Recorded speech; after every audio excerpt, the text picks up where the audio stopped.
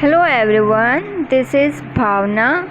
Welcome to अर्धनारीश्वर एकात्मिक यात्रा। कैसे हैं आप सब?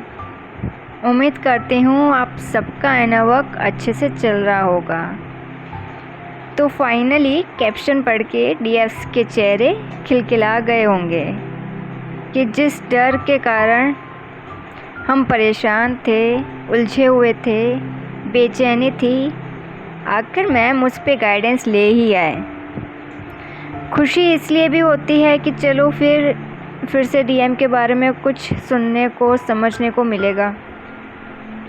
हाँ, तो जैसे आपको पता चल गया है कि आज का वीडियो किस पर बेस्ड है। It's all about third party. कभी कभी ऐसा लगता है कि थर्ड पार्टी ना हो, कोई न्यूक्लियर बॉम्ब हो जिससे हमारी सारी जो डीएफ से इतना डरती हैं। तो क्या डर है थर्ड पार्टी को लेके कि उसने हमारे डीएम को हमसे छीन लिया। अब डीएम तो हमारे बारे में सोचेगा ही नहीं, भूल जाएगा। अच्छा, फिर आपको ये बात सत्य लगती है कि डीएम तो हमें छोड़ चुका है, तो फिर सच्चे प्रेम में राधा कृष्ण की मिसाल क्यों दी जाती है? राधा और कृष्ण का विवाह तो दो अलग अलग व्यक्तियों के साथ हुआ था, राइट? ये आप सबको पता है। फिर क्यों मंदिरों में राधा कृष्ण की पूजा होती है? क्यों हर किसी के मुख पे राधा कृष्ण का नाम ही होता है? क्यों हर कोई राधे राधे कृष्ण कृष्ण ही जपता रहता है? पूरा समाज, सारे लोग जय रुक्मणी कृष्ण क्यों नहीं बोलते हैं? चलिए आज सबको कमेंट्स में बताना होगा कि राधा कृष्ण के प्रेम से अब तक की जर्नी में क्या सीख पाए हैं आप। और अगर आपके कमेंट्स में कोई इल्यूजन भी हुआ तो नो प्रॉब्लम, वो भी नेक्स्ट वीडियो में मैं क्लियर कर दूंगी। और मुझे कमेंट्स से ही आपकी एनर्जी का पता चलता है कि आप इनर वर्क से कितना हाई वाइब्रेशन में आए हो। जैसे कि आपको पता है श्री कृष्ण की 8 पटरानियाँ थी। इसके अलावा 16,000 दूसरी कन्याओं से भी विवाह किया था उन्होंने। क्या राधा उन सबसे डरती थी या जेलस होती थी? राधा को ही क्यों कृष्ण की ट्रू लवर या आध्यात्मिक साथी माना जाता है? आपके डीएम की लाइफ में तो एक ही थर्ड पार्टी है और उसी से आप इतना जेलस हो रहे हैं। आप ये क्यों नहीं सोच रहे हैं कि कार्मिक भी तो एक इंसान है, भले ही वो डिस्टॉर्शन की एनर्जी में हो, पर कार्मिक और आपके डीएम दोनों ही अनअवेकन्ड हैं। उनकी भी सोल जर्नी है, कुछ लेसन्स हैं जो दोनों को सीखने हैं। जब एक व्यक्ति डिस्टॉर्टेड होता है तो जाहिर सी बात है कि वो दूसरे डिस्टॉर्टेड व्यक्ति को ही अपनी लाइफ में अट्रैक्ट करेगा। अगर आपका डीएम अभी डिस्टॉर्शन में है, डिस्टॉर्टेड एनर्जी में है, तो वो आपको कैसे अट्रैक्ट कर लेता? डीएफ्स आप सोचिए। फिर वो उसको तो कार्मिक के पास ही जाना था, थर्ड पार्टी के पास ही जाना था, वो उसे ही अट्रैक्ट करता। और आखिर कार्मिक का दोष ही क्या है? क्या है कार्मिक का दोष? क्या गलती है उसकी जो आप उसको, कार्मिक को, थर्ड पार्टी को इतना कर्स करते हो, ब्लेम करते हो? मन ही मन उसके लिए आपके मन में इतना गुस्सा आता है। डीएम के लिए भी क्या गलती है कार्मिक की? उस बेचारी को पता भी नहीं है कि उसका विवाह जिससे हुआ है वो किसी और का डीएम है। इस 3D वर्ल्ड में हो क्या रहा है आखिर? सब सोसाइटल कंडीशनिंग के दबाव में आके 3D मैरिजेस में फंसे हुए हैं और सब एक दूसरे के डीएम डीएफ से शादी कर रहे हैं। Just for what? Only to satisfy physical intimacy. सब 3D बिलीफ में फंसे हुए। कार्मिक आपके डीएम के साथ क्यों आई? उसके भी 3D बिलीव्स हैं, उस पर भी वो सोसाइटल कंडीशनिंग है, वो उसके दबाव में आके उसने वो शादी की। आपके डीएम ने भी सोसाइटल कंडीशनिंग के दबाव में आके ये सब किया है, पर वो उन एनर्जीज़ के बारे में अवेयर नहीं है, वो अवेकन नहीं है। फिर ब्लेम क्यों करना दोनों को, और किसी को भी क्यों करना इस जर्नी में ब्लेम? मुझे समझ में नहीं आता है। आपको इतनी आसान सी बात समझ में नहीं आती है। सोचिए आप डीएफ आपकी अवेकनिंग से पहले, आप जब अनअवेकन थी, सोचिए कोई एक डीएम आके आपको प्रपोज कर लेता, आपको कहता कि अपने मन की बात कहता कि नहीं I like you, I love you, तो क्या आप किसी को भी बिना सोचे समझे हाँ कर देती? क्या आप बिना सोचे समझे किसी का भी प्रपोज़ल एक्सेप्ट कर लेती? नहीं ना। एक बार खुद डीएम को अपनी जगह रख के देखिए। एक बार डीएम की जगह लेके देखिए कि ऐसा आपके साथ होता तो आपको कैसा लगता।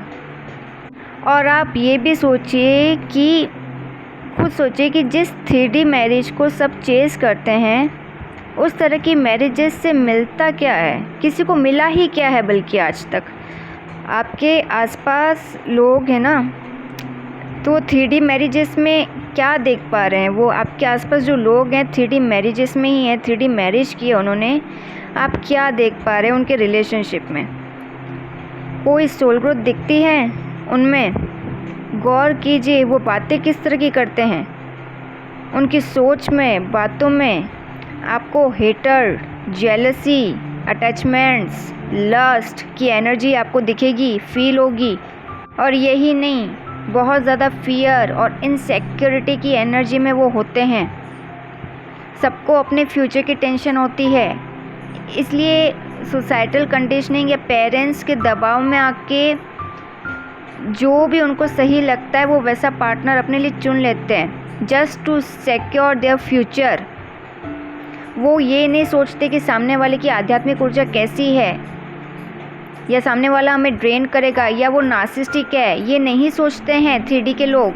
इन सब बातों पे ध्यान नहीं देते हैं। वो सिर्फ मटेरियलिस्टिक चीज़ों को ही प्रायोरिटी देते हैं, उन्हीं पर ध्यान देते हैं कि पैसा है कि नहीं है, लुक्स है कि नहीं है, स्टेटस कैसा है सोसाइटी में, कितना फेम है। बस ये सब देखकर ही एक दूसरे को पार्टनर्स पसंद करते हैं। और डिवाइन ने ये जर्नी इसलिए ही दी है कि पूरे संसार को ट्विन फ्लेम्स दिखा पाए, समझा पाए कि सच्चा प्रेम होता कैसे है। संसार ने तो स्त्री पुरुष के भोग को ही प्रेम का नाम दे डाला है, और उनके इसी इल्यूजन को तोड़ने के लिए हमें ये जर्नी दी है। इसलिए फिर राम सीता, राधा कृष्ण, शिव पार्वती के प्रेम की मिसाल भी दी जाती है। क्यों दी जाती है? और एक और डाउट होता है डीएफ्स का कि क्या डीएफ्स की कॉर्ड भी थर्ड पार्टी से जुड़ी होती है, क्योंकि इसके लिए भी बहुत सारे मेडिटेशन बताए जाते हैं यूट्यूब पर। तो मैंने कुछ दिनों पहले कम्युनिटी में पोस्ट किया था कि कर्मा कहीं बाहर नहीं होता है, बल्कि हमारे अंदर होता है। Low energies, 3D beliefs, corrupt programming के फॉर्म में। आप सोचिए, हमें कोई कार्मिक क्यों लगता है बाहर, आउटर वर्ल्ड में? भीतर जाके अपने सवालों के जवाब खुद खोजिए। क्यों हमें अपने ही पेरेंट्स कार्मिक लगते हैं, या डीएम के पेरेंट्स कार्मिक लगते हैं?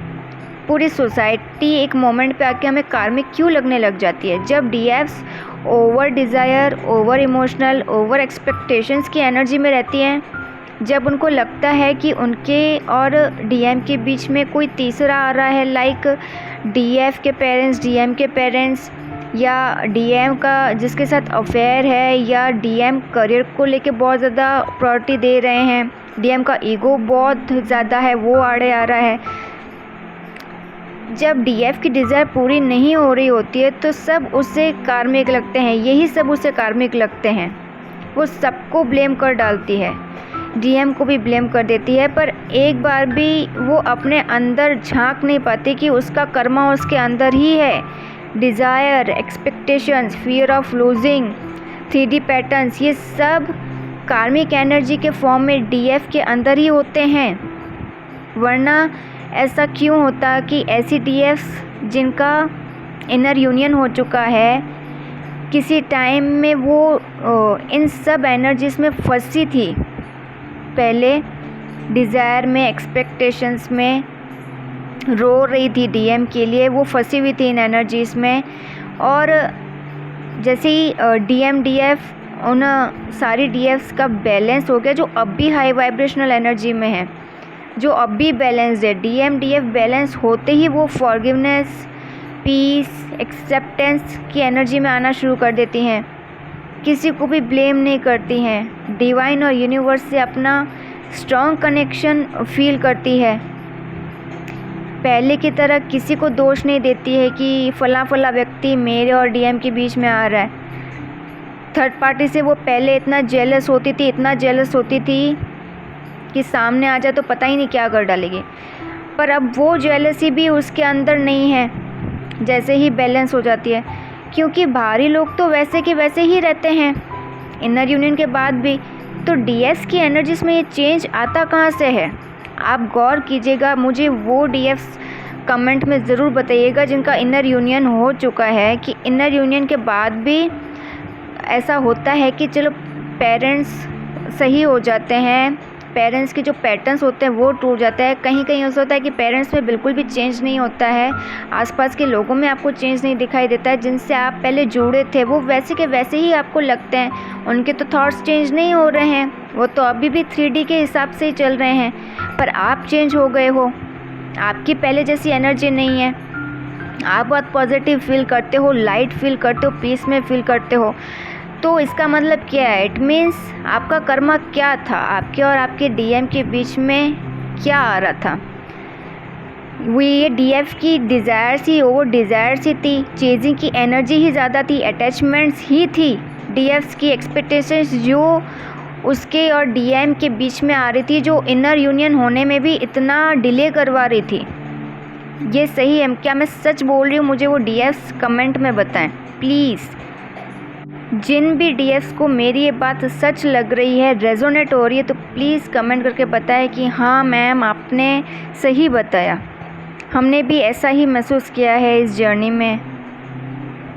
प्लीज़, ताकि जो न्यू डीएफ्स हैं जो ये वीडियो देख रहे हैं उनको हिम्मत मिल सके अपना पूरा इनर वर्क करने में। अदरवाइज़ वो इनर वर्क करते हैं थोड़ा, ठीक है, और फिर वो चेजिंग की एनर्जी उनसे रिलीज़ नहीं हो पाती है, वो हिम्मत हार जाते हैं, अपना इनर वर्क भी अधूरे में छोड़ देते हैं। तो आपके जो कमेंट्स होंगे उनको हौसला देंगे, हिम्मत देंगे। फिर आपको रियलाइजेशन होता है कि कार्मिक तो कभी कोई था ही नहीं आपकी और डीएम के बीच में। बाहरी ऑब्स्टेकल्स कम ही होते हैं दोस्तों, सारे ऑब्स्टेकल्स अंदर से होते हैं, और अंदर इतने सारे ऑब्स्टेकल्स होते हैं, हमारी एनर्जीज ही होती हैं ऑब्स्टेकल्स के फॉर्म में। इसलिए बाहर हर कोई हमें फिर बुरा दिखाई पड़ता है उस वक्त कि डीएम से तो कोई यूनियन में आने ही नहीं दे रहा है, सब बीच में आ रहे हैं। इसलिए इनर यूनियन बहुत इम्पोर्टेंट माना जाता है इस जर्नी में। क्यों कहते हैं कि सबसे पहले अपना इनर यूनियन अचीव करो। और अब बात करती हूँ डीएम की, कि डीएम क्यों इतना कार्मिक को चेस करते हैं। बिकॉज़ वो 3D से ऑपरेट करते हैं। ये आप सबने अब तक समझ लिया होगा, सुन लिया होगा। वो मैट्रिक्स में फंसे होते हैं। अगर वो चेस करते हैं तो उन्हें करने दीजिए। डीएम भी यही सोचते हैं कि फिज़िकल इंटीमेसी, रोमांस ही रिलेशनशिप की बुनियाद है।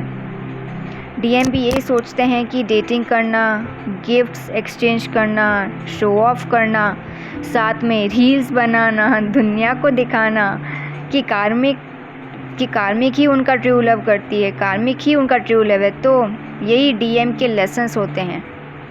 जब उनका रिलेशन कार्मिक से आगे बढ़ता है तो कार्मिक उनको क्या देती है, क्या मिलता है उनको कार्मिक से, उनको पहले ये सब रियलाइज़ नहीं होता है।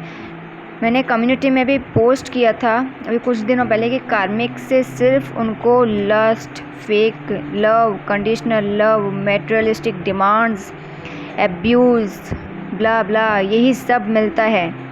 पर ये शुरुआत में नहीं मिलेगा जब उनका रिलेशन स्टार्ट होगा, नहीं, नेवर। जब वो देखते हैं कि कार्मिक को बस इस बात से मतलब है कि डीएम उन पर कितना खर्च कर रहे हैं, कितना खर्च करते जा रहे हैं, कितनी डिमांड्स उनकी पूरी करते जा रहे हैं। कार्मिक को बस अपनी शान शोहरत, लग्जरी की पड़ी है, मेरा कुछ नहीं सोच रही है, भले मैं क्यों ना ड्रेन हो जाऊं। बस ये वो मोमेंट होता है जब ये वाली सिचुएशन आती है ना आपके डीएम की लाइफ में, जब वो कार्मिक के साथ होता है, ये वो मोमेंट होता है इस जर्नी का जब उनको सोल शॉक लगता है, जब उन्हें कार्मिक की असलियत दिख जाती है, कार्मिक जो भी लव दे रही है, उनको रियलाइज़ हो जाता है कि कार्मिक ने अब तक उनको जो भी लव दिया, जो इतनी तारीफ़ें कर रही थी, कार्मिक जो भी लव दे रही है वो कंडीशंस पे दे रही है, वो कंडीशंस पर ही बेस्ड है। और ऐसे डीएम ढीठ टाइप के डीएम होते हैं, और इनको ढीठ बनाता कौन है? प्लीज़ आप इनको ब्लेम मत कीजिए।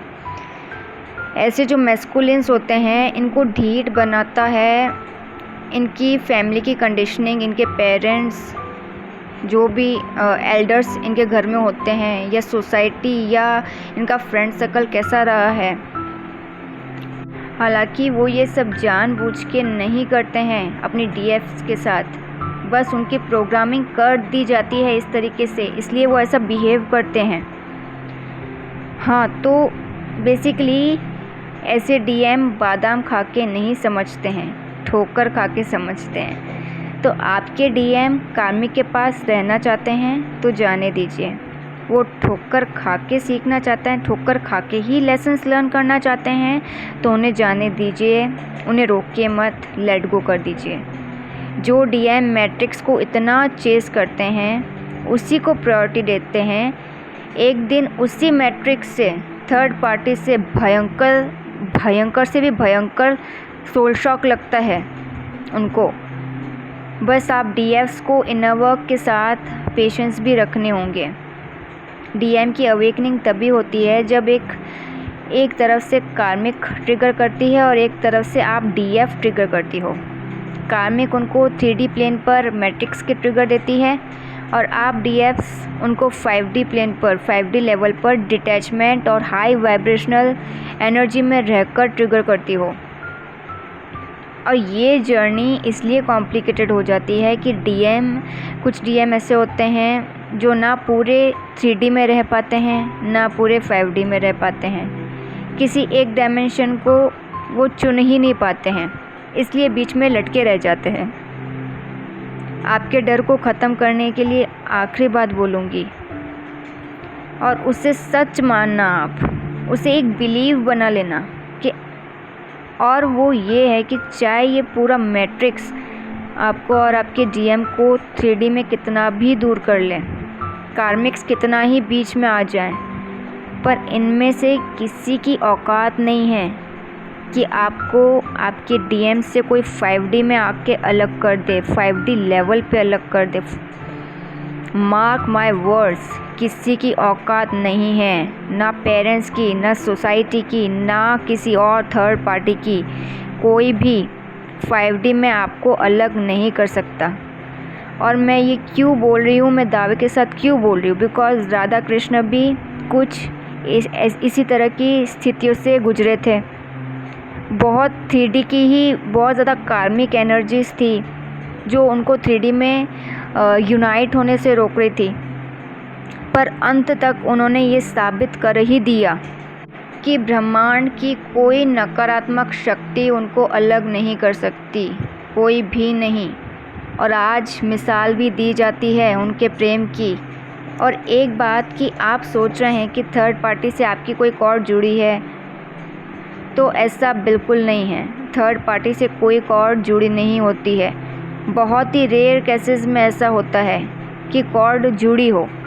बाकी वो डीएफ्स का खुद का फियर होता है, फियर और जेलसी इशू होता है जो उसकी खुद की साइड से होता है। तो आप डीएफ्स अगर इसी तरीके से फियर और जेलसी में ही रहेंगी हमेशा, तो जो कॉर्ड नहीं भी होगी जुड़ी हुई, वो भी जुड़ जाएगी थर्ड पार्टी से। सो फ्रेंड्स, आज की वीडियो को मुझे यहीं क्लोज़ करना होगा, पर थर्ड पार्टी को लेके और भी गाइडेंस है वो मैं नेक्स्ट वीडियो में बताऊंगी। आपके जो भी डाउट्स हैं वो कमेंट्स में पूछ सकते हैं और पर्सनल सेशंस के लिए मुझे टेलीग्राम कर सकते हैं। So see you in the next video. Till then, goodbye and god bless you.